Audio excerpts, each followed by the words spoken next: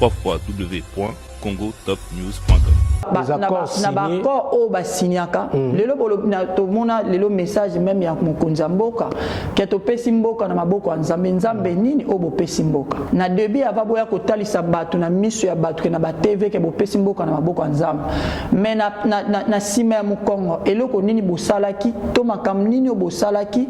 o botiaki liboso parce que nzambe alobi totia ne bandeli na suka est-ce que totiaki nzambe ne bandeli ya pouvoir o ya biso le mutazui pouvoir est-ce que associé ki nzambe akabaki mboka wana na maboko ya nzambe to ayaki ka koyebisa bato na mokili ke to kabi mboka na maboko ya nzambe mais na miso ya bonzambe nazomona teke mboka wana esimbami na maboko ya nzambe oyo langage ya mokonzi mboka alobi na sima ya mokongo kabi mboka déjà na place mosusu na bakor mais na miso ya bato olakisi biso ko kabi mboka na maboko ya nzambe mais toza na kati ya libungi na yebite soki bososoli message na biso mais babis ba oyo toza na kati ya molimo tozotala ke mboka bwakabi yango na maboko ya nzambe te même bato mabe pe basambelaka bokoki kotalisa peuple mais bozopema peuple na kati ya libungi o bazomema ba message ya mabe ya lokuta juste ka mpona kogani misolo bana bambongo bazo bambongo na bango akendaki amoni président de la république apesi masakoli ya lokuta mpona azwa mbongo alors que mboka ezali en fait soki il y a des prophètes des pasteurs bazopesa ba prophétie fumukimbango azaki soka lobi likambo même esama dans 5 ans il faut kokisama lelo biso tokoki koya na kati na media kotalisa kati na bato eloko ngana koki koyebisa kaka na bakonzi ya mboka azonga na debi et place oya lukaki abandaki kosenga na nzambe apesa eki bokonzi wana soki azongi le seul vrai Dieu ya bancêtre na biso ngongo asengaka likabo ekokisama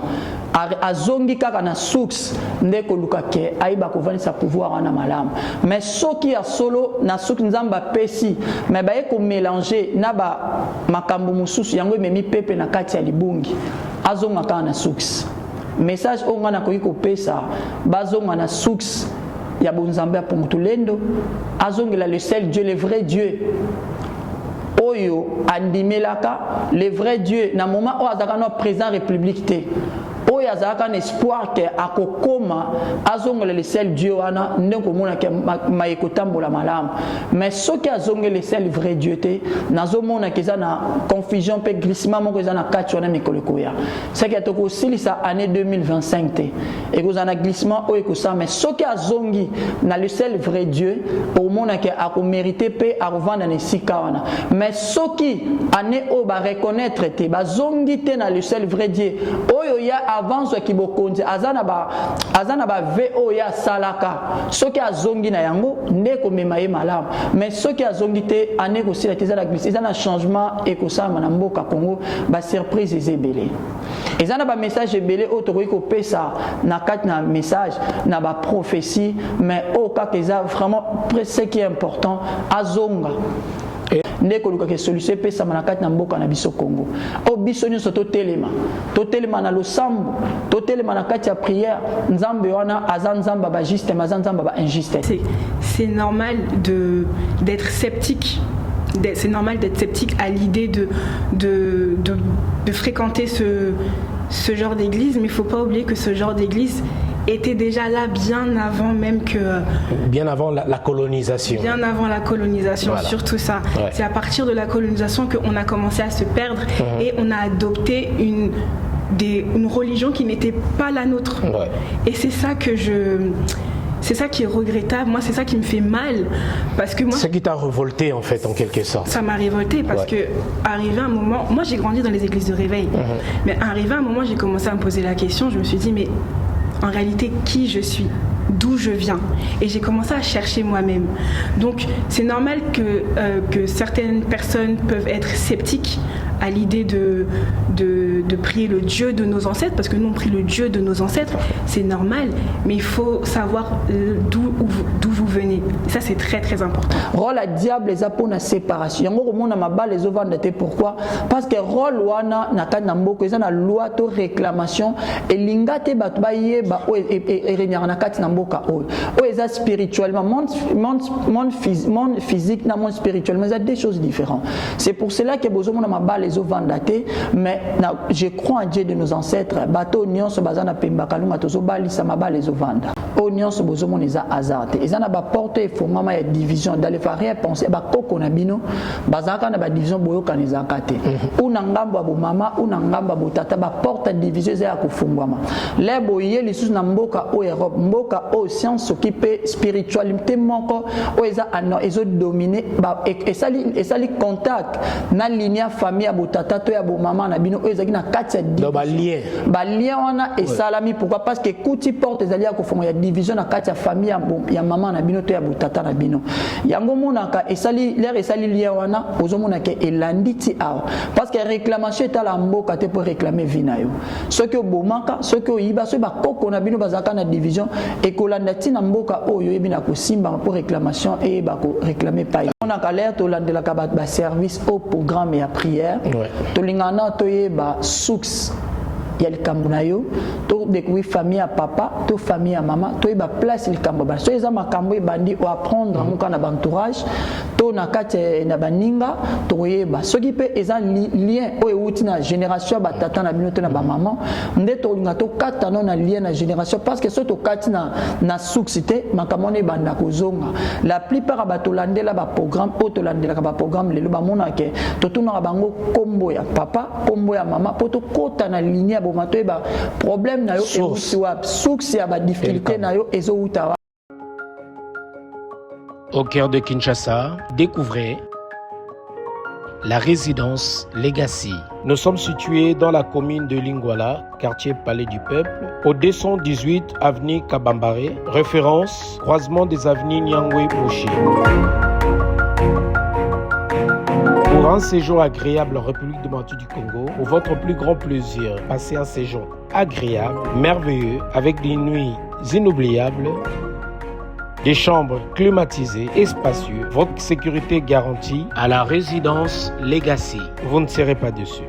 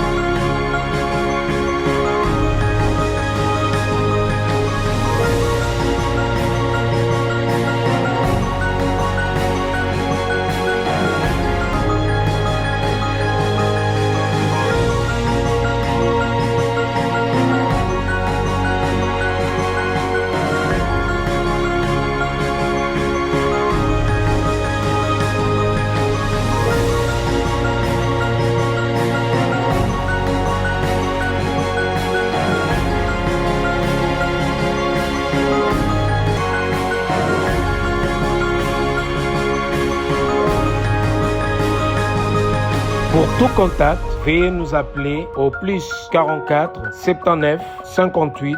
05 70 74 plus 243 974 699 405 plus 243 895 771 437. Mesdames, Messieurs, bonsoir. Comme vous l'avez constaté au début de cette émission, je reçois pour vous le prophète Orly Kimbangu. Bonsoir et bienvenue, prophète. Bonsoir, les sages Noli Tambo. Voilà. Bonne santé. Moi, Mikolo, en l'année 2025, depuis que il y a un message na début sur Bamboula, mais tout le monde moi silence en 2025, prophète. Bon, avant d'abord, bien évidemment, de rentrer dans les vifs de notre émission. Problème n'est de sentir au Penzate en 2025. Ce n'est que le début en fait 2025 ils en ont un début. Toujours ça toujours ça to bimaka to tambola ka selo molimo mo santu tata pomutole ndenga tambisa biso biso to za ba ya molimo to ko tambo na monsolité. Ce qui bomona ki moi silence na biso temps ebelé parce que to za ki na nzambe mtazo diriger si to ça les sorties auto déplacer c'est grâce à Dieu nzambe mta permettre que tout ça déplacement mais ce que mon biso to za ki toujours ka na ba mabondeli ko landela ba prière là ça va aller nyonso ça va. Tu as dit que début année Oyo, déjà vers la fin de cette année, de l'année 2024, tu vas s'achever, ma cambézaki tellement belle. Début année 2025, tu côté en trop de problèmes, même dans Mboka na biso, to moni ba province mosusu ya biso na est ya Congo, ba ils ont occupé na armée rwandaise, donc autobi ba rebelle M23 soutenu par le Rwanda. Ma cambézaki belle, on constate aussi il y a beaucoup de décès na Mobu Oyo Tobandi à 2025, mais tu as dit que Bino boza ba prophète et que ba prophète Nzambe utilisa Bino pona ko yebisa oye ko ya to oyo to ko komona na mikoleli ko ya, mais tant que bolobina noté, tant que bo sakolité biso pe tozoye ba position te po ba pasteur misu ba lekaki pe awa bata ba église de rêve ba lekaki, mais Bino pe ba pasteur tobi que ba ngunza hein butang bolekaka bo pesa biso pe surtout na makambo etali bokoko na biso na mboka na biso tobi ke bo na message moko ezarape très très précis, mais nous avons constaté que bolekite pona nini silence wana ndeto ngi toyeba, alors que milimo yali kokufa mboka ezali ko beba makama bele bele mabe ezali ko salama, mais bovandi silence matondo mingi eza vraiment que silence na biso o biso bangunza to ba prophète na likabo tata mokela tikati na biso to ko soutenir plus ça na prière, parce que lelo bat bazomona likamba on a miso ya musulu mais biso tozomona on a miso ya molimo déjà likambo ebanda na début po koma lelo au place ekomi tokoya opesa ba prophétie po na makambo ekomi lelo, mais déjà makambo déjà ba corps o esalama déjà spirituellement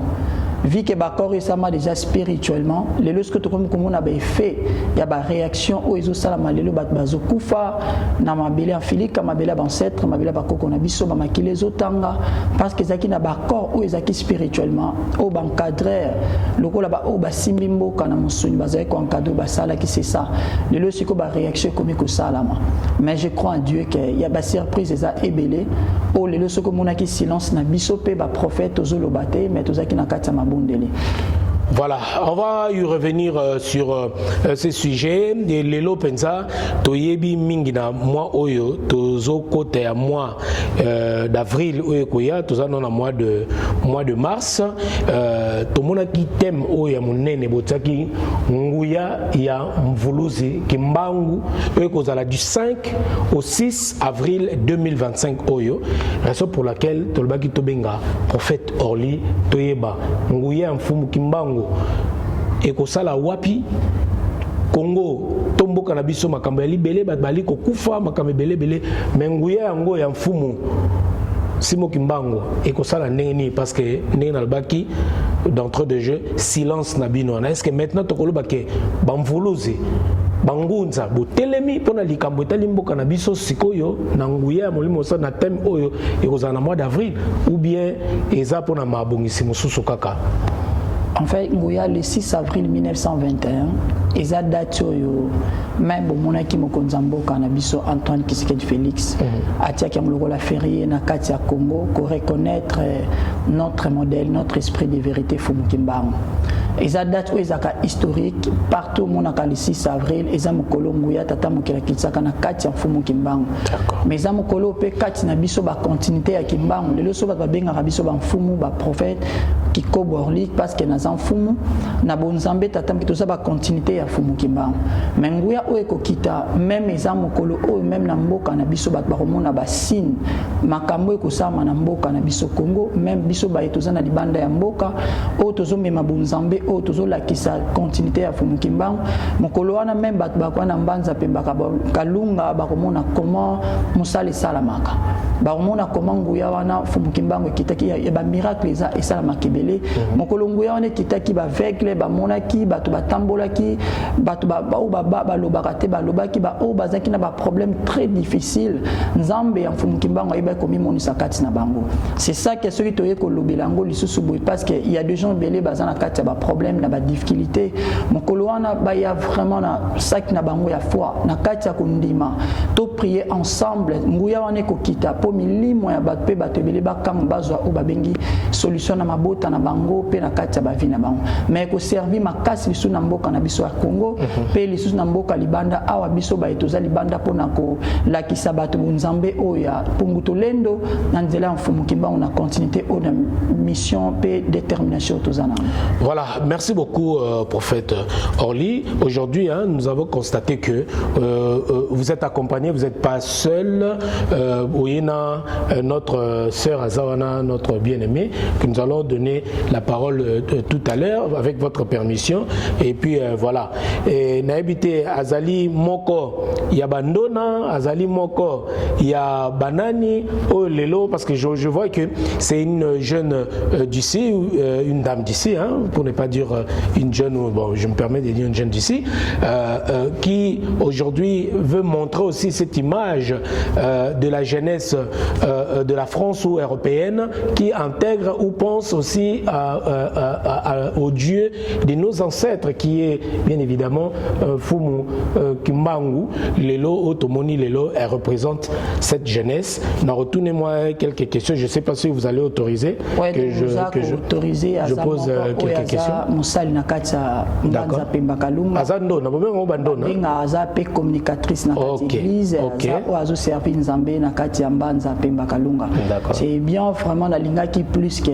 même bano babotami awa même ba o ba koleli abaye ba likabo o baye ba continta bonzamba bon c'est ça qui est mission. C'est ça qui est ma mission o lelo tozana yango parce que même bano babotami awa il faut ba apprendre baye ba likabo o baye ba qui est Fumu Kimbangu baye ba qui est Kimbangu qui est Béatrice Ndona Béatrice Banzambe ya bakonzambe ya bakoko na biso Banzambe ya bakoko na biso c'est ça qu'il faut baye ba yango ce qui to memi pe baza azala wana vu que arozana mai o yakotalisa ndenge ekoleka mazama ko ya musali ya Mbanza Pemba Kalunga Noemi Kinkela azama ko ya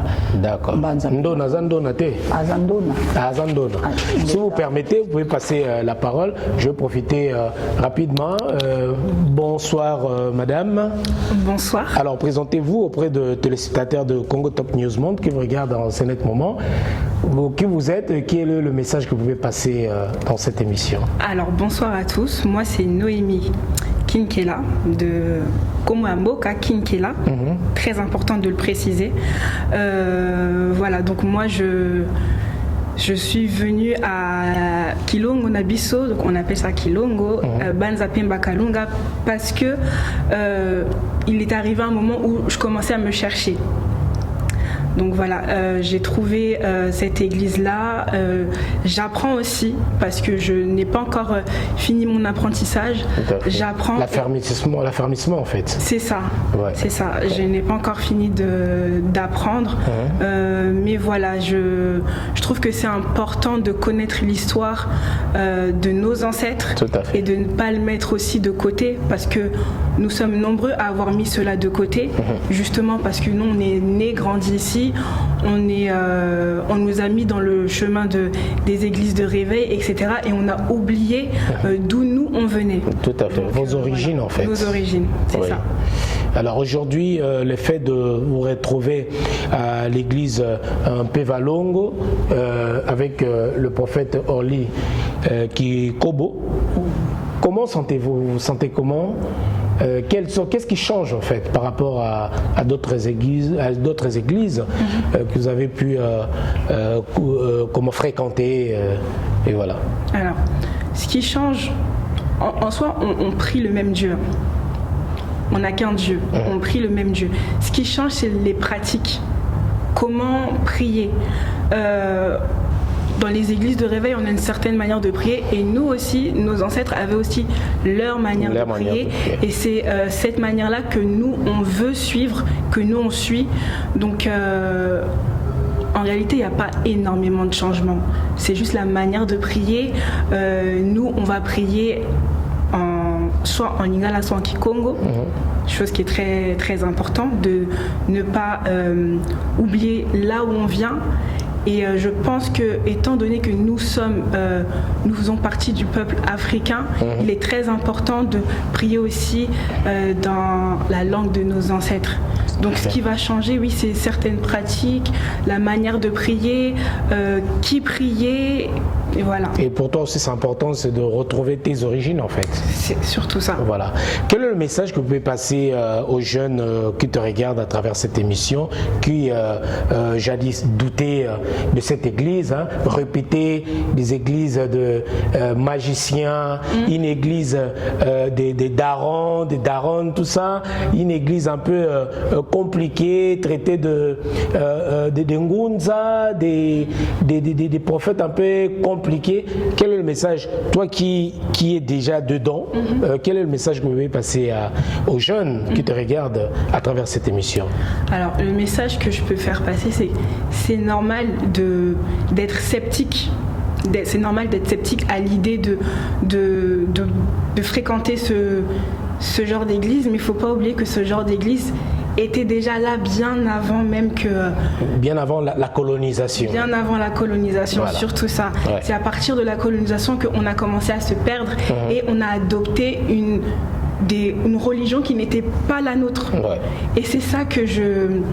c'est ça qui est regrettable. Moi, c'est ça qui me fait mal.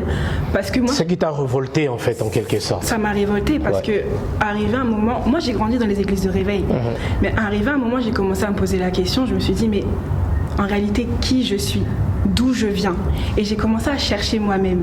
Donc c'est normal que certaines personnes peuvent être sceptiques à l'idée de prier le Dieu de nos ancêtres, parce que nous on prie le Dieu de nos ancêtres, c'est normal, mais il faut savoir d'où vous venez. Et ça c'est très très important. Voilà, vraiment c'est important. On voit aussi aujourd'hui comment est-ce que les jeunes d'ici commencent à chercher vraiment leurs origines. Les gens avant parler lingala c'était vraiment un tabou, c'est tabou, mais aujourd'hui tout le monde cherche même à parler lingala, donc c'est stylé quoi.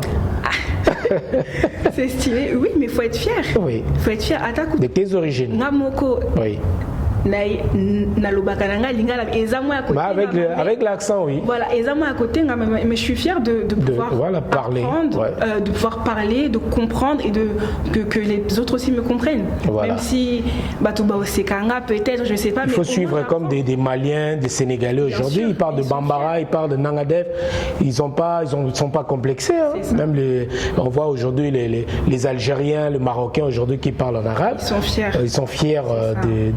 de leur origine. En tout cas, merci beaucoup. Merci. Le dernier message que tu peux passer avant de donner la parole au prophète Orly. Alors moi, le message que je peux vous faire passer, c'est chercher à savoir qui vous êtes. Cherchez à connaître votre histoire. Ne négligez pas votre histoire. Parce que on dit cette phrase-là, si tu veux savoir où tu vas, il faut que tu saches d'où tu viens. Cette phrase, elle est très très très importante pour la continuité de ta vie. Et si je peux aussi t'inviter le 5 et le 6 avril à notre événement qui va se passer donc à Banzapé Mbakalunga. C'est un événement où moi j'ai la ferme assurance qu'il y aura des miracles exceptionnels. Il suffit juste d'avoir la foi. Donc je t'invite, même si tu doutes, viens, ça ne te coûte rien. Viens, tu regardes comment ça se passe. Tu verras comment ta vie changera aussi comme celle de Naomi. Voilà, et tu verras aussi qui a retrouvé ses origines. C'est ça. Prophète Orly, notre sœur Naomi, comment s'exprimer. Et ça lui on parce que les lots, il faut qu'on se le dise. Au sali vraiment cet effort il y a qu'à imposer église oyo ya bankoko awa na kati ya Paris et puis tozoka na ezo ya pe kala mingi te na Europe nyonso na ba pays mosusu ndete ba Allemagne ba Belgique kala mingi te okoma difficulté ni okutana nango. Et aujourd'hui on sent qu'aujourd'hui les jeunes d'ici commencent aussi à chercher à s'identifier, à chercher leurs origines à travers l'église de prière banzambe na biso ya bokoko et satisfaction des années comme on a déjà l'exemple là et Naomi est là matondo mingi déjà que je rends grâce à Dieu de nos ancêtres parce que la difficulté dans Goezali ba messager na bate oyo bate akabango ke bonzambe abakoko na biso eza mabe ezaki ndoki eza ba pratique moko satanique eza ba makamoko c'est ça que ba difficulté plus yango wana na ye oye na mboka moko déjà ba lakisaki bango ke likambo eza mabe mais lokola nzambe alobi soki apesi likambo apesanga na provision na nguya nzambe le soki mbanza pemba kalunga evandi na kati ya France na yebisaka nzambe merci parce que ndenga lobaki ndenge pe kokisami parce que ezaki facilité kokotisa bato bayebisaki bango likambo eza malamu te ezalaki lolenge parce que bayeba yango lelo ezalaki lolenge wana te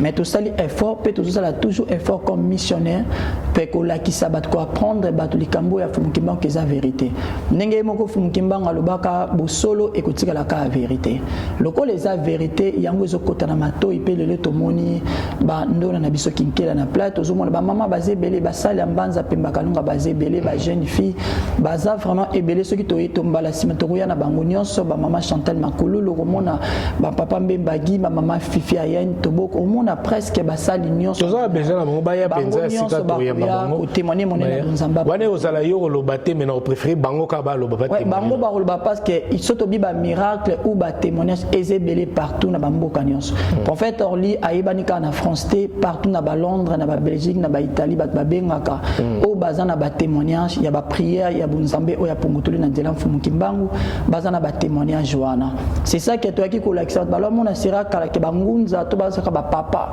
faut bazala ka ba koko il faut bazala to kolakisa batu ke même ba jeune mfumukimbangu lobaka na tango moko na époque aropesa misana bambasi ya mikelo kola bana ya mike ba jeune fille lelo to mona ke na molimo na za papa mais na musuni na za jeune lelo tata mokeli apesi likabona na ba jeune pe na ba jeune fille lelo so ba osela nzambe ya kimba ya pongotolendo bonzambe bakoko na biso c'est une grâce yango moni ba difficulté na biso na potana ki nango ezali ke ba kotisa ki bato o ezali ke bonzambe o eza mabe eza ba seta mabe eza ba makambo ebele mais nzamba sali grâce ça va.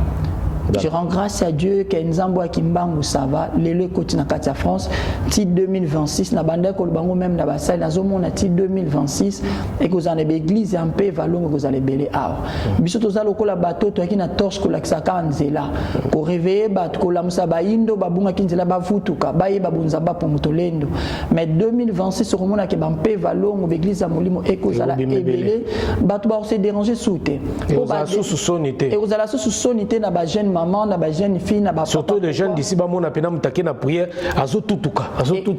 ingeta et que la sous sonité en fait et aux sous sonité pour déjà biso to bundi déjà pour déjà biso déjà to telemina de tracer chemin vous avez précurseur tout ça déjà auto tracer chemin au lelo bande konyon ba koya baye ba ko tala lolenge ni ba prophète église molimo koya baye ba commande ni ya ko tambwisa misala ona ba mboka libanda pe ya ko apprendre bano ba botamiawa bano bakoleliawa na bonzamba pour mutolendo. En tout cas mission eza mission mo malamu parce que lelo c'est totally même bana mingi wa botami awa même la niveau éducation na makamsusu au mona que baza un peu moins perdu mais aujourd'hui vraiment avec de prières approfondies et au ça la paix bien que pour la vraiment éducation moi je le dis toujours hein, aujourd'hui si tu regardes les jeunes d'ici mingi on sent c'est comme si baza susu bana penza ba botami na pototu ba komi plus que des blédards même kobina bina kosala makamoko ndere batu nini alors je sais pas si ça va envoûtement ou bien ça révolution aujourd'hui un monde ndenge ezo salama j'allais poser cette question à Naomi mais malheureusement déjà on a repris la parole mais nazongi li prophète pourquoi vague oh lelo on voit bana awa lelo mona bazo bina ko plus que même des danseurs ou des danseuses matondo mingi na komisi nzambe likambo on a tsolo bango bien le nazaki na nzela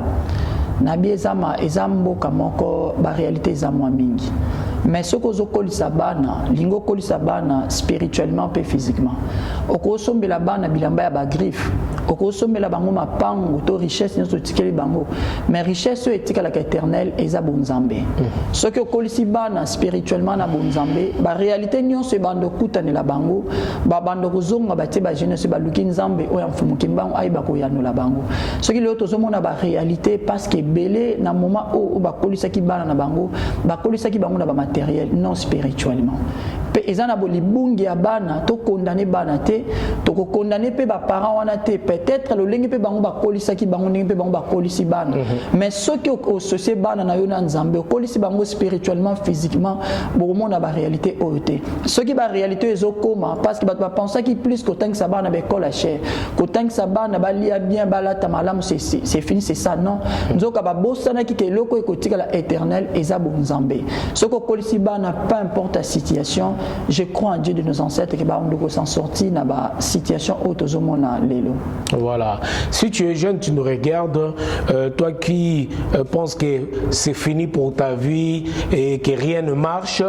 profitez de cette occasion du 5 au 6 avril avec Prophète Orly. Venez nombreux, venez nombreuses, ne manquez pas ces grands rendez-vous, hein? Donc venez nombreux. Osa jeune, tu es un jeune, au monde qui ta vie est aussi mbaté, osa pe maman, osa papa, osa monde qui makamnayo, ezo marcheté, voilà occasion yangoyo. Benga na numéro ezali et puis voilà osa bateau bazali à service. En fait, mon voilà. Il y a vraiment bandeko nyonso bazana ba malade ba cancer ba paralysé bazana ba problème ba situation ma vie ne change à côté ba le 5 na le 6 parce que ce qu'on raté événement le 5 na le 6 2026 dans les 5 eza samedi les 5 eza dimanche des clôtures dimanche eza clôture il y a le 5 avril il y a Fumu Kimbangu kitaka le 6 avril 1921 eza vraiment mokolo moko peu importe la situation yaka o essayer mais yaka na foi o yako yeba Nzambe Kimbangu parce que Kimbangu azaki esprit de vérité. Fumu Kimbangu azaki mozipoli mabomba mais atali kambe bomba mi na sena mai moltata mokeli molimo musanda ko ba ko réveiller. Lelo bande ko belé bazola d'église pe valongo bazoya mbanza pemba kalunga yebani pourquoi mutaroza na ba problème ba otineka kene l'église wana eza na panthère molimo po ba yebi ke kuna ba explicarate. L'air oyo koti na contrôle ba oyebi so makamnyon sezo le kanavina yo. Ba ko yebi so le passé ba so présent ba so pe fitir à vino ba réalité ba ko yebi so pe oni nzamba linga sa elayo pour Fumu Kimbangu banda opesa ba message même ti à 2030 ça pesa déjà mais ba prophétie à 2025 a pesa lelo otozo mona lelo eza ba message ezo ekokisami otata Kimbangu alobaka lo lenge moko pe na biso ba continuer à Fumu Kimbangu otozo lantolandi ni ya mitambe ya Fumu Kimbangu lelo makamnyon tozo loba ezo kokisama makamnyon tozo loba ezo salama yangwana mokolo ba na 5 fois ba na 4 kundima ayate ameka ayate kameka maya na kati ya kundima parce que na kati ya kundima nde molimo musata tata mokila koyeba kosala kati ne ozana ba problème ozana ba poma libala ke bobala raté libala evanda kate yaka mokolana le 5 na participer na 2 jours wana obenga biso témoigner monene na nzamba pongo tolendo et surtout na poto to bien ba divorce comment na ngolo kola eloko anini surtout tout ça une émission moko on avait parlé sur ça des divorces c'est comment na ngolo c'est comme si elo moro de l'eau à boire quoi les lots batbaro s'est marié l'obé Monique a divorcé il peut se remarier encore ainsi de suite pourquoi nengo lobaki c'est comme si ba tia eloko moko na mboka pour que bato ba vanda rater de femmes batika des femmes seules mais ba les bazala so nini basi bazala donc trop de choses surtout sur ça parce que rôle à diable nazo différencier pe rôle ya bana nzambe na rôle à diable rôle à diable les a pour à détruire pour rôle à diable les a pour la séparation et place de division ezali diable a régner na kati na sika na kati ya libota wana et place au moment ko eza bokoyeba ya o eza caché ezali ya mabombami place au moment ko ezali eza rôle la bana nzambe yango atokuti baninga na kati ya division na libota kolinga kato o séparer libota zala o ko sangisa o sali rôle ya nzambe mais soki oye okuti couple bato yo diviser yango o sali rôle ya diable différence eza wana rôle ya diable na rôle ya bana nzambe rôle ya nzambe ya bana nzambe eza pona ko sangisa rôle ya diable eza pona séparation yango ko mona mabale zo vanda te pourquoi parce que rôle wana na kati na mboko eza na loi to réclamation elinga te bato bayeba o renyaka na kati na mboka o eza spirituellement monde physique na monde spirituellement eza deux choses différentes c'est pour cela que bozo mona mabale zo vanda te mais je crois en Dieu de nos ancêtres bato nyonso bazana pemba kalunga tozo balisa mabale zo vanda ezovanda parce que toyebi comment les topambola kamabala toyebi comment deni ya kolakisa bango ya côté ya bango pour que to kwesa na loi semence eza na kata mboka procession o ezo so to kwesi yango ezo permettre bisope les tozopambola mabala vike ba mabala e ba na kovanda. C'est ça que 2025 eza na ba témoignage pebele ba o bazo passer na ba moment wana ya kati ya ba mabala ba exemple pebele ba mabala ezali ba pasteur Mars Luka ba vanda ba maman Nancy ba vanda mabala parce que ba social nzambe na kati ya couple na bango ba social nzambe na kati ya couple na bango. C'est ça yango lelo bazo sala pe mission bazo te partout dans le monde bazo sala misa na bango na mission o nzamba tie kati na biso lelo ba maman mami sita ba vaina ba papa Georges Kapanga ba vandi parce que ba associé bo nzamba pour mutolendo kati na bango ba tambola ki bipai na bipai mais les ba associé bo nzamba pour mutolendo lelo couple baza na kimia parce que ba associé bo nzambe parce que ba reconnaître qui est Kimba qui est ndona Béatrice Kimba Vita yango lelo bazo vivre grâce wana joie na likabo ya nzambe o atie mais c'est tout tel peu même à part non makambo tali ba couple ou le mariage mais ba famille aussi nos familles africaines awa na kati ya poto soko tali pe mingi awa omona yana leki basola raté maman na o tout na mwana bayoka na raté et puis toujours kaka nazolo na ba foyer même na ba famille bato bayoka na raté. Pourquoi division alors que en Afrique tu bi ko kende na ke pas ya tante Kingandi na ke pas maman leki na pas papa Kulutu na ke pas mon oncle et tout. Pourquoi ici en Europe tout cela n'existe plus? Problème ezali ezana ba famille na bo tata ou na bo maman et loko nyonso ezaka hasardé o nyonso bozomona eza hasardé ezana ba porte e fongama ya division dans les faire penser ba koko na bino bazaka na ba division boyoka nezaka te ou na ngambo bo mama ou na ngambo bo tata ba porte division eza ko fungwama le boye lisusu na mboka o Europe mboka o science s'occuper spiritualité moko o eza ano ezo dominer ba esali contact na ligne famille ya bo tata to ya bo mama na bino o ezaki na kati ba lien wana et salami pourquoi parce que kuti porte ezali ya kofonga ya division na kati ya famille ya maman na bino to ya botata na bino yango monaka esali l'air esali lien wana ozomona ke elanditi awa parce que réclamation est à la mboka te pour réclamer vinayo ce que bomaka ce que yiba so ba koko na bino bazaka na division et kolandati na mboka oyo ebina ko simba pour réclamation et ba ko réclamer pas. Alors beaucoup de jeunes ou beaucoup de personnes sont de victimes on peut dire comme ça na par exemple na likamoko ya yebité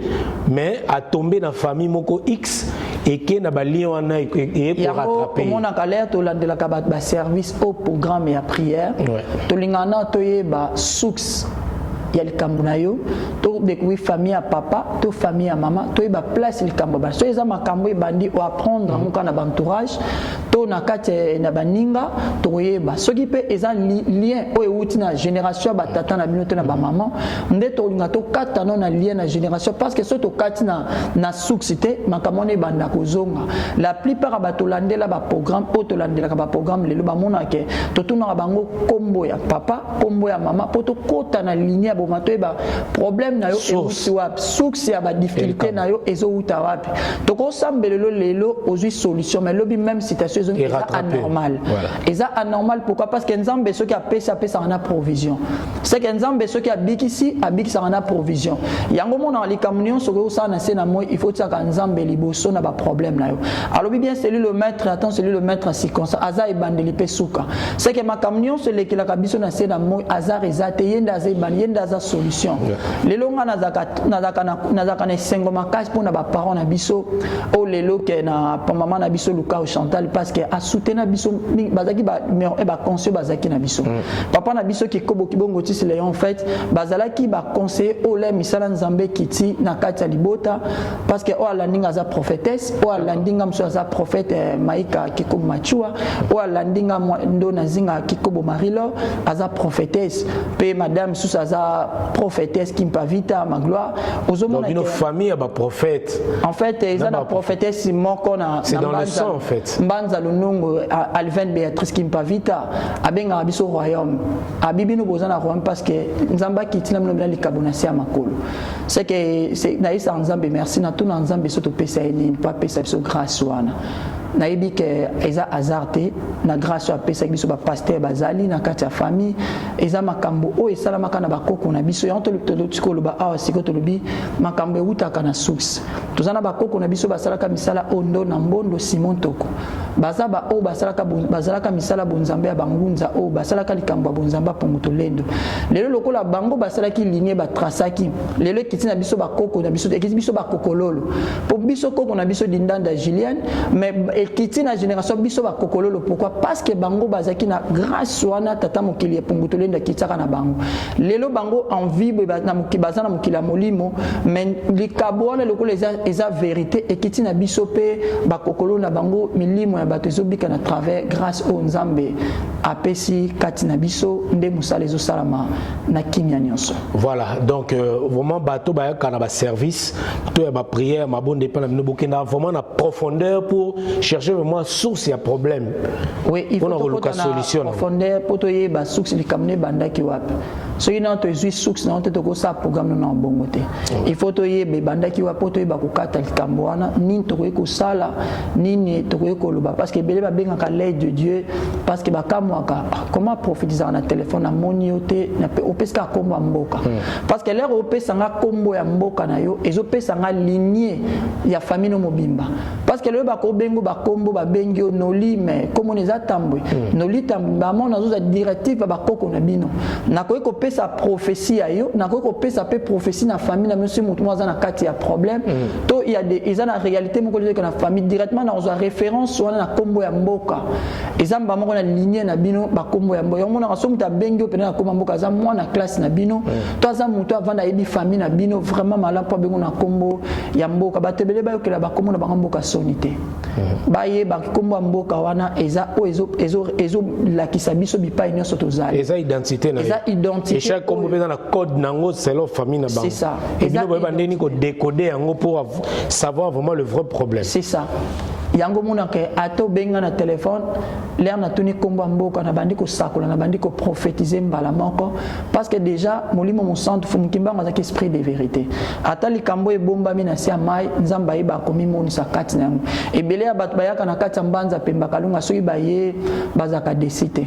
ba mituna est-ce que ba expliquer ba comment ko mituna est-ce que mutamemie azui vi na ya expliquer na kati église ou comment parce que ba opese na ba kombo bazo révéler na makambo esama na famille au mona ke na kati ya bato zo kamusa bango mais ça qui mpeve biso ça qui mpeve église à molimo to ko samisa na musunité. Merci beaucoup au prophète Orly. En tout cas, venez nombreux le 5 et le 6 avril na activité munetolobi nguya ya mvuluzi kimbangu vraiment boya pona mabota pona ba activité na biso pona ba makam na biso moko vraiment je crois que vous allez trouver ou avoir des solutions à vos problèmes. Mais lelo na linga mingi vraiment parce que lobi ba prophète boloba makambo ko salama to oyekoya na mikoleli koya mais pourquoi na mboka na biso aujourd'hui tomoni ba prophète mingi tozwa pena bino l'église église afumuki mbango to ba tabongo ba église réveil mingi ba pesi ba révélation plus pour na makambo etali mboka na biso. On avait vu ba pasteur ba prophète monsieur l'église de réveil ba pesi ba révélation pour na mboka na biso monsieur skuta lobaki plus loin oh apesa même la date guerre ya Congo et aussi là les 25 les 8 yani ya ba février ba janvier alors tout le monde a toujours progression à ba rebelle tout le monde a ki makambo ezo changer te na mboka na biso. Et pourquoi vous, le vrai prophète, ma prophète Oyobo Sambela na profondeur, pourquoi Nzambe ya bakoko na biso a révélé binoté na makambo ezali koleka na République démocratique du Congo. Ceux qui bien ko pesa message na bakonzi ba na biso, les autorités de notre pays qui vous suivent à travers cette émission. Quel est le message de prophète Orly Kikobo à travers le pays, notre pays, la République démocratique du Congo pour une agression en Mboka na biso. Matondo mingi na question na bino. Tokumi susu Nzambe oya salaki na kati ya fumuki mbangu vraiment na Nzambe ya bakoko na biso. Ya solo lelo bato bazomona lelo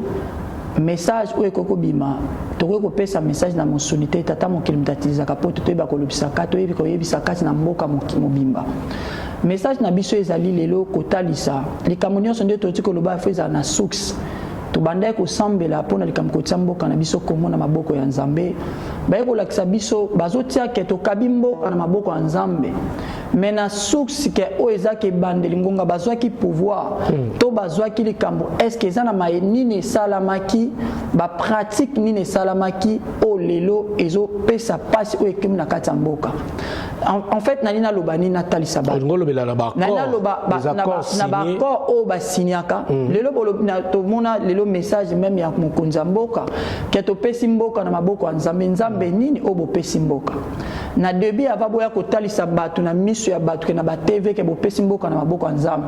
mais na sima ya mukongo eloko nini bo salaki to makam nini o bo salaki o bo tiaki liboso parce que nzambe lobi to tia ne bande na suka est-ce que to tiaki nzambe ne bandeli ya pouvoir o ya biso l'air mutazui pouvoir est-ce que associé ki nzambe akabaki mboka wana na maboko ya nzambe to ayaki ka koyebisa batu na mokili ke to kabi mboka na maboko ya nzambe mais na miso ya bonzambe nazomona teke mboka wana esimbami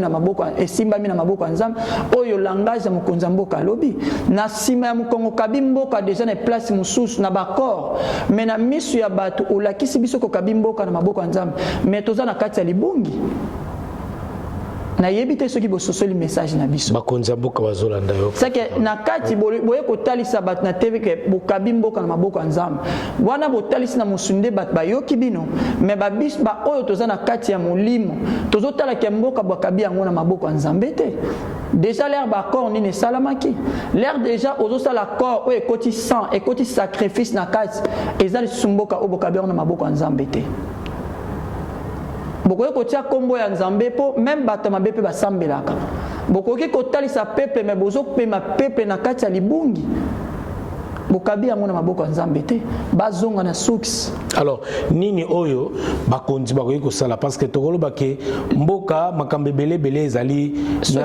tozoluka ba moyen ba dialogue tozoluka ndenge nini et na sûr que même le président de la République azana besoin ya koyoka bino basali ya nzambe ba pasteur ba prophète ya solo azana besoin pa yoka bino ba mvuluzi azana besoin yoka bato penza bazana message ya solo parce qu'il y a des charlatans aussi aujourd'hui il y a celles et ceux au bazo mema ba message ya mabe ya lokuta juste quand pour na kugani misolo bana ba mbongo bazo ba mbongo na bango akendaki ya moni président de la République apesi masakoli ya lokuta pour na zwa mbongo alors que mboka ezali en fait ce qui dans le message na yo penza nini ko pesa na ba ce qui to kotalisa na kati na peuple ndenge oti ko sosolisa awa il y a des prophètes des pasteurs bazo pesa ba prophétie Fumukimbango azaki soka lobili kambo même esama dans 5 ans il fait kokisama lelo biso to koyi koya na kati na media kotalisa kati na bato elonga na koyi koyebisa kaka na bakonzi ya mboka azonga na debi et place oya lukaki abandai kosenga na nzambe apesa ki bokonzi wana soki azongi le seul vrai Dieu ya ancêtre na biso ngongo asenga kalikabo ekokisama azongi kaka na source ndeko lukake aiba kovanisa pouvoir wana malamu mais soki ya solo na soki nzambe apesi mais ba eko mélanger na ba makambo mususu yango ememi pepe na kati ya libungi azonga kaka na source message onga na koyi kopesa bazonga na source ya bonzambe ya pungutulendo azongela le seul Dieu le vrai Dieu oyo andimelaka le vrai Dieu na moment o azaka no président république te oyo azaka un espoir que akokoma azongela le seul Dieu wana ndeko mona ke mayekotambola malamu mais soki azongela le seul vrai Dieu te nazomona ke za na confusion pe glissement moko za na kati wana mikolo koya c'est que toko silisa année 2025 te et que za na glissement oyo ko ça mais soki azongi na le seul vrai Dieu au mona ke ako mériter pe akovanda na sika wana mais soki année o ba reconnaître te bazongi te na le seul vrai Dieu oyo ya avant ce qui bokonzi azana ba VO ya salaka soki azongi na yango ndeko mema ye malamu mais soki azongi te ane ko sila teza la glisse ezana changement ekosama na mboka Congo ba surprise ezebele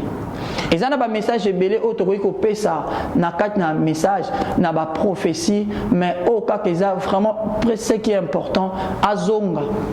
et na tango au peuple ko sala nini o to ko sala les soutien en vie de prière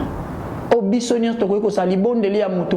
ya bato mibale misato nde kolukaka solution epesama na kati na mboka na biso Congo. O biso nyonso totelema na losambo, totelema na kati ya prière. Nzambe wana aza nzamba ba juste ma nzamba ba injuste te. Lokola aza nzamba akosala justice na na mboka na biso Congo na mabela ba Afrika. Ba prophétie ezebele na koki kopesa o tata mokela zo talisa. Mais tokoki kotalisa ebele ya ba prophète o pe bazo pesa ba message. Ezo mema biso na kati ya confusion bazo ebate qui est tata mokela za ko utiliser, qui est prophète, qui est messager ya malamu. Ezo mema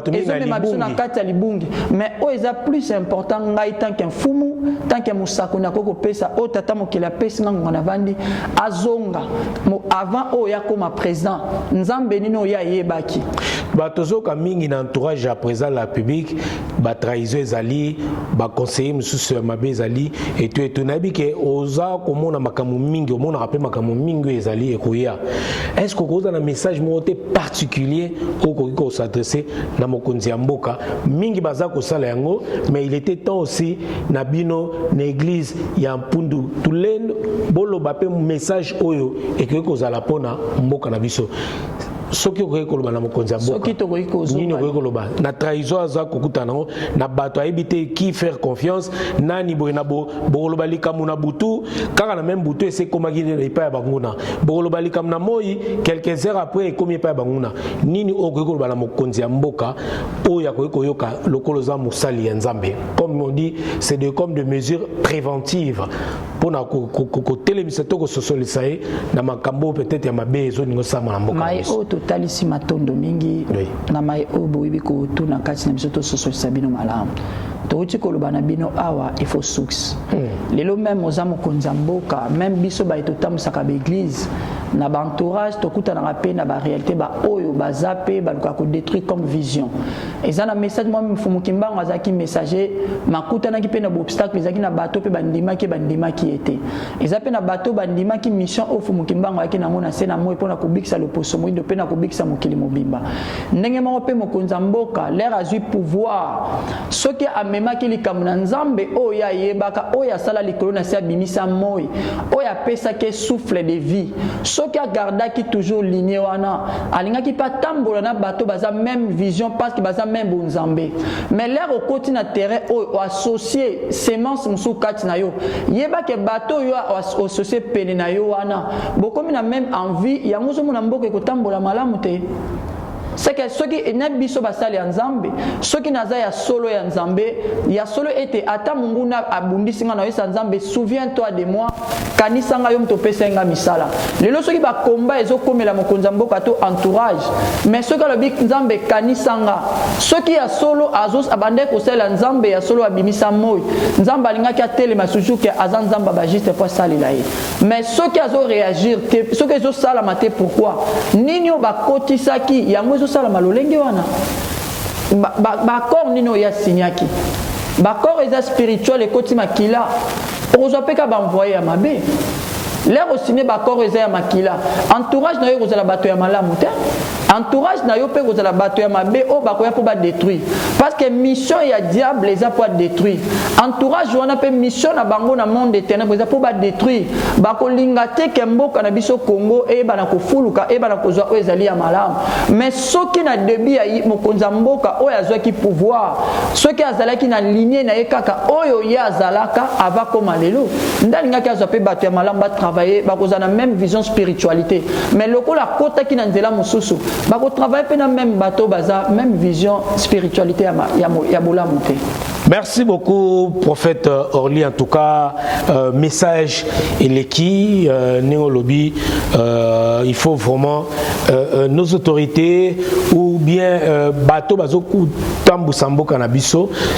Bameka, comme on dit, il faut tout bon de la sincérité. Il faut tout zonge la pena bonzambe nabiso.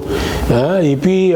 on constate aussi que batu mingi baza autour il y a chef de l'État bien autour il y a bakonzi mingi ndenge to monaka même biso mo petoza ba personnage public to monaka mutu nso za likamoko ya malamu aya lobela mokonzi mokomona batu entourage ezali baza ko empêcher ko étouffer vérité to na likamwana ya malamu Et en tout cas, je crois que le chef de l'État ou nos autorités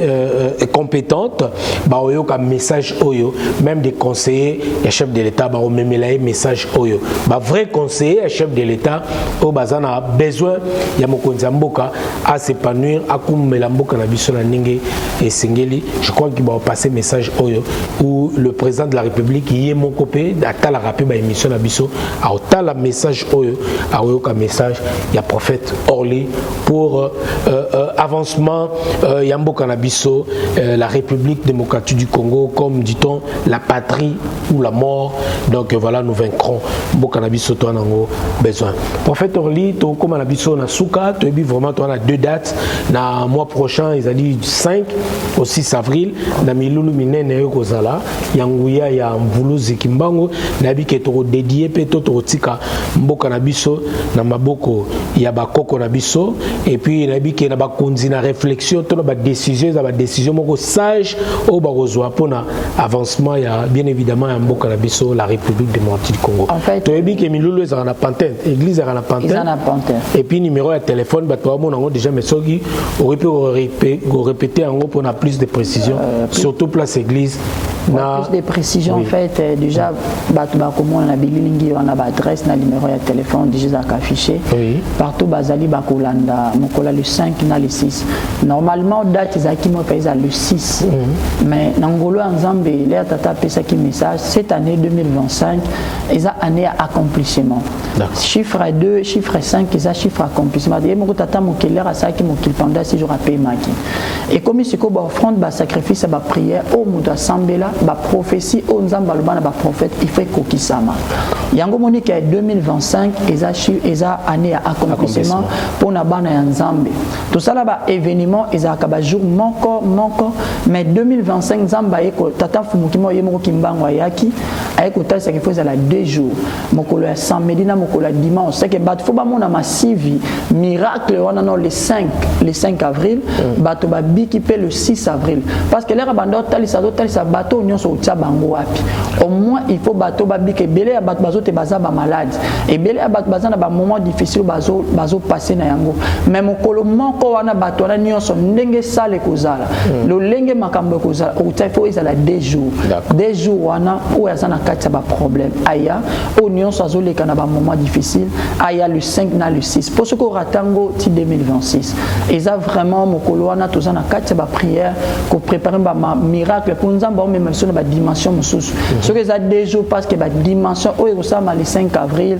et où la histoire au peut que ça le 6 avril et que la histoire les lots prophète na ko ya il faut natika pe histoire ya mission nzamba tindenga na scène natika pe que un prophète aleka qui asala ki musana mboka oyo asala ki oezaki vérité c'est ça que yango na tozo zalana yango nazo travailler penga mon côté nazana ba prophétesse moi si moto Béatrice qui m'a vite à ma gloire masaki azawana ba fumo gigi ba prophète qui mbemba bazawana ba maman Chantal ba maman tout ba maman Gétrude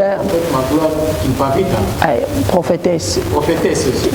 qui m'a vite ndona aza vraiment sous somme ba ya ko découvrir aye penana l'église de l'église la vie église de Loire pour maman. Est-ce que moi c'est côté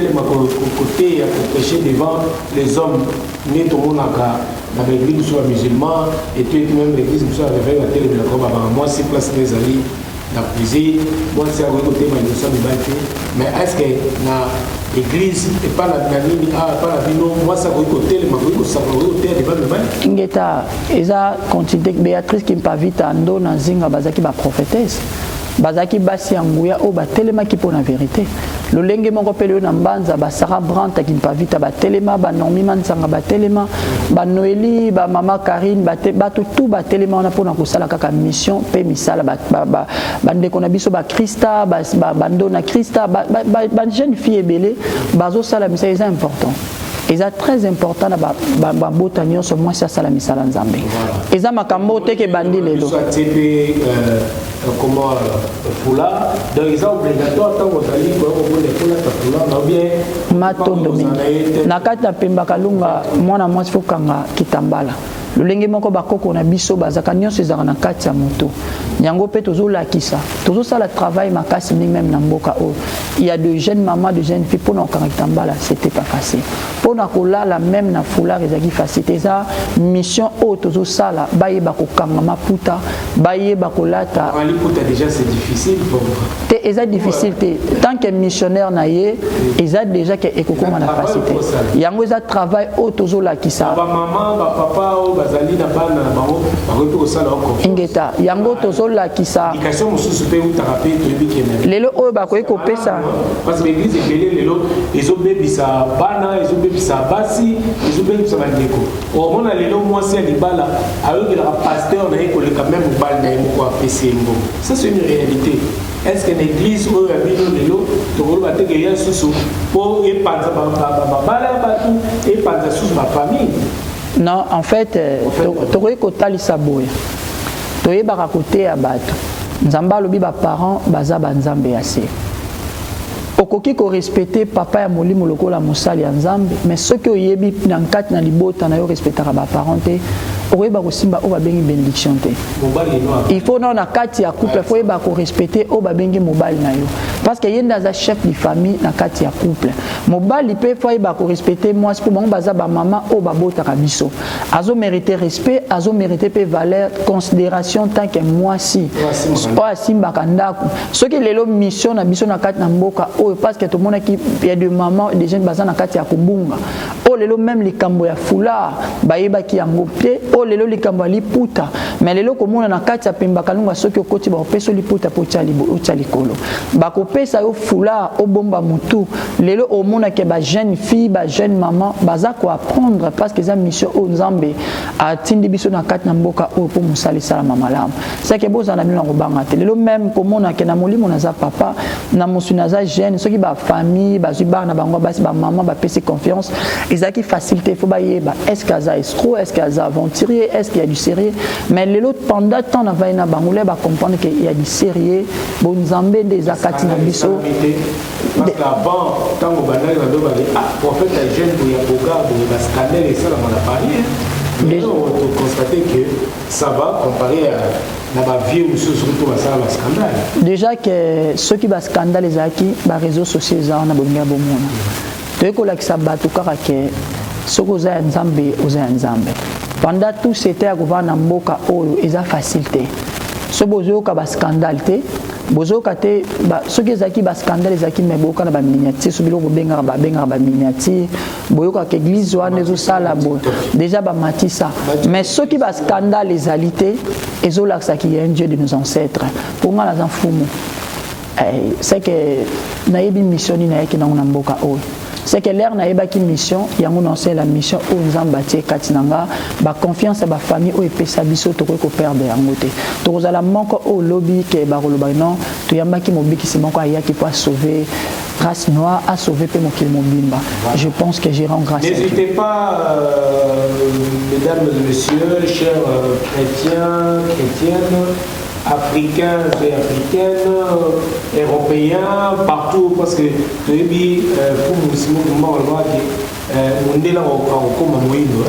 déjà ça va code donc spirituel.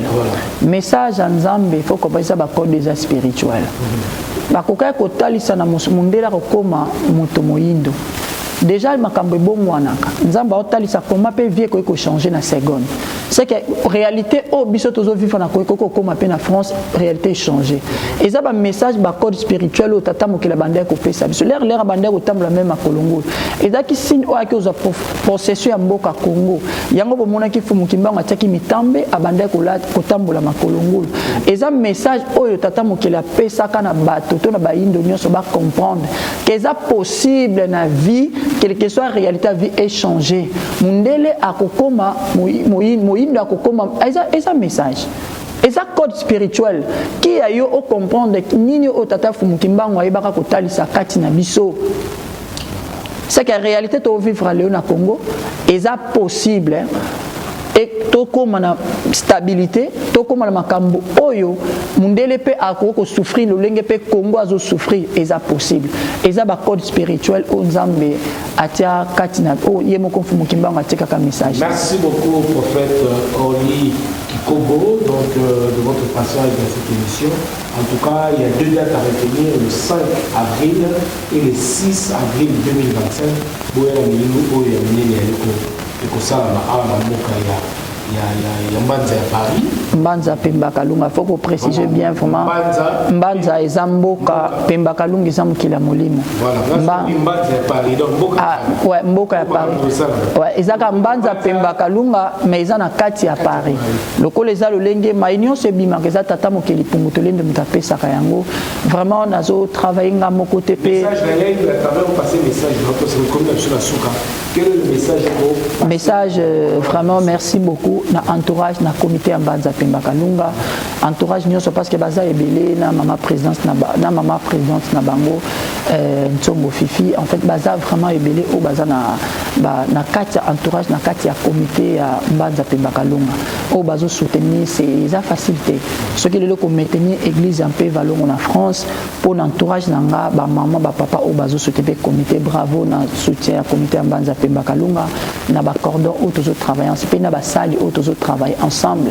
Pe na Katia famille, na Katia soutien famille, ba maman Karine Sita, ba maman Mireille Sita, ba maman Hortense Sita, bango tout vraiment ba aïe les ando Sita, ba pasteur Mars Luka, ba maman Nancy. En fait, entourage on a une famille, baza on a pour la soutenir. Ba papa qui kobo Antoine Atose, ba papa Blaise qui kobo. En fait, entourage tout on a, baza on a pour la soutenir, ba conseil, ba la raté. Baza on a de loin de près pour la soutenir vraiment. Nzamba Pambola pe bana nyonso lelo o baza lelo na Katia Pemba Kalunga bazo soutenir partout na ba prière bango tout ko tanga bango nyonso te mais baza ba o lelo o mona ke naza vraiment na fier wana ya kuzana bango pe na couple Mbemba Eder naza vraiment fier na couple wana o to ebe ko pambola libala pe na bana nyonso o to encadre ka bango tout vraiment Nzamba Pambola bango nyonso bana ya Pemba Kalunga na entourage. Vraiment, tout ça des momies qui ça l'a bien. En tout cas, rendez-vous le samedi 5 avril et puis le 6, dimanche 6 avril, Bandekoba est vraiment soit Moulouana, il y a pour. On découvre la surprise des alliés. La surprise des alliés, on découvre la Branta Kimpavita. Moto azoté à likambo ya fumu kimbangu prophétesse ba retrouver le sousne sakoli ba ko retrouver bango vraiment en fait ba mona ba sali ya Pemba Kalunga bazawana tata pambola bango nyonso. Merci beaucoup, en tout cas merci à vous aussi d'être passé parce que beaucoup ont peur voilà de passer aux églises à Memikolo, église à Mali, tout ça. Voilà de jeunes vous qui hésitent encore voilà de venir dans l'église de nos ancêtres, retrouver nos origines. Voilà, la preuve est là, donc notre sœur déjà a emboîté le pas, donc n'hésitez pas, donc venez nombreux, comme on dit-on, si ton Dieu est mort, essaye le mien. Donc voilà. Merci beaucoup, prophète. Merci beaucoup, les sages. Le numéro, c'est lui, le numéro est affiché au bas de votre écran. Et puis, programme bien, c'est ça, dans ma fiche. Tout est là, déjà la début, au tout moment. Tout est là, dans l'émission. Venez nombreux, vraiment, tous à la ébélé. Et puis, il y a Meka. Ceux qui nous ont mis nos sambila. Tous les Meka, si nous sommes aussi matés, Meka nano. Parce que pour éviter place nini, le biconeur et Routa. Donc voilà, venez nombreux, venez nombreuses le 5 et le 6 avril 2027. Merci beaucoup, prophète. Maton Domingue. Les sages no litambo. Merci beaucoup pour le lengue boza qui n'a pas sa biso, pe le lengue to ko passer message. À chaque fois bon on a ba fiche na biso boza la kawana éveillé pour to ya ko pesa message na mai o ezoleka na mai o ko salama pour te mabota ezo kimia nzamba pambola pe bino le Dieu de nos ancêtres à bénir pe au lieu o boyambi biso et sika mon musala nzamba nyati sika on est comme béni tozana ko ndimandenge to nyati bipamboli ya nzamba ya pongutole devant sika. Pour ça, la émission, un petit peu que je sens Mawa, oui, bien, ça, je voulais dire quand même, je viens de perdre ma soeur, donc ma soeur, ben, c'est le travail, je ne pouvais pas. Mais condoléances à toute la famille, Zamba fait ça, franchement. Couper cette émission parce que les ont déjà programmé, donc, tant que Bani, tu sais, ça m'a reconnu du sommet, voilà, et la famille Tambou, donc je viens de perdre ma soeur biologique, donc voilà, mais. Nzamba pesa biso makasi c'est Dieu qui a donné, c'est Dieu qui a repris. Donc voilà, yango wana message toka to passer. Venez, miracle sur miracle. Et puis voilà, bateau ba biso na basal ya Nzambe, connaissance, les amis connaissance. Voilà, je passe le message à travers cette émission. Donc voilà, merci à vous et merci pour vos messages de soutien. Là, on va lier tout message là pour que vous quitter. Voilà, donc je vous annonce cette mauvaise nouvelle. Donc voilà. On se dit bye bye et à la prochaine. Merci beaucoup, prophète. Merci, merci, Nancy. Noémie Kinkela. Noémie. En tout cas, Maton. Merci. Maton. Ciao.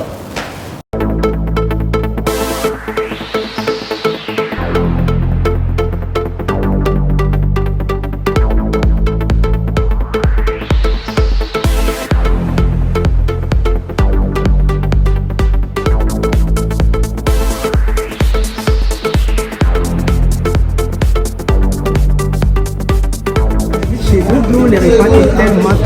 trop bon. Il y a les poissons, il y a les malangouas, il y a les tabacs, il y a le mboulou, il y a tout ce que vous voulez, les brochettes. N'hésitez pas aux 2 bis boulevard Carnot, Alfortville, 94 140. Chez Dodo, les retrouvailles. C'est moi au 07 53 43 48 70. Merci.